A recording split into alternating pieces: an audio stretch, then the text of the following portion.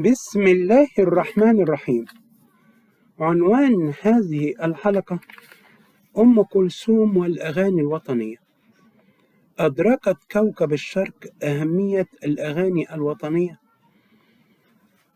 من أجل توحيد المصريين، وطبعا قلت من قبل أنها ابنة ثورة 19. ثورة 19 أدت إلى تمصير الفن وتمصير الأغنية، وتقبل الجمهور سيدة تغني أمام الآلاف من المعجبين بها.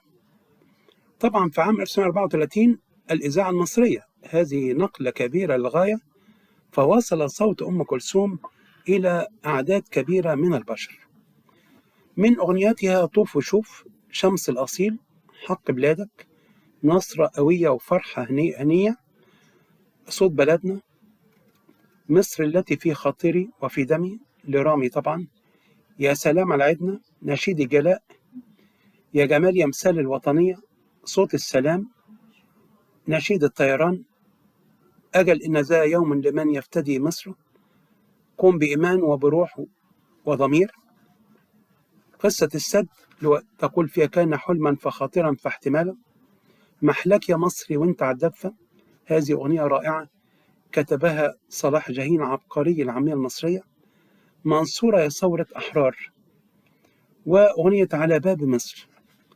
من الواضح أنها شدت للعديد من المبدعين، مثال ذلك حافظ إبراهيم، مصر تتحدث عن نفسها، قصيدة شهيرة، وكذلك رامي الذي كتب لها العديد من الأغنيات، ومرسي جميل عزيز، وصلاح جاهين، وغير ذلك من الأعلام الكبار، بل هناك شعراء آخرين مثل عزيز أباظة. وبالتالي فعلا أم كلثوم غنت أغاني وطنية وعاطفية ودينية، فنوعت أغنياتها. ولا شك أن عام 1934 عندما تم افتتاح الإذاعة المصرية كان هذا نقلة كبيرة، وكانت ترتجل الأغنيات، لم يكن هناك تسجيلات بالشكل الذي نعتاده. ففعلا الأغاني الوطنية المتعددة كانت عاملا رائعا في وصول أم كلثوم إلى القمة. شكرا جزيلا.